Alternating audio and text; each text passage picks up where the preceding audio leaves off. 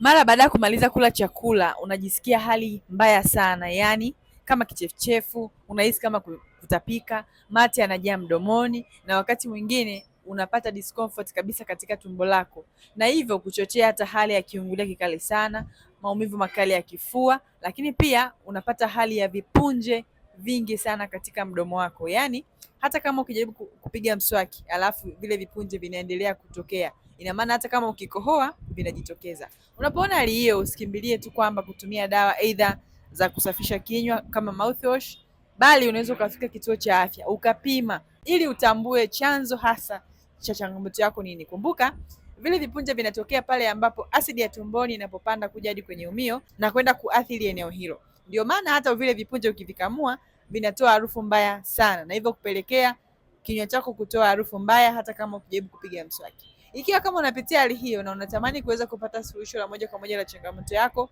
tumekuwa tukisaidia watu wengi ambao walikuwa wanapitia hali kama yako na wameweza kupona kabisa. Wasiliana nasi sasa kwa msaada zaidi.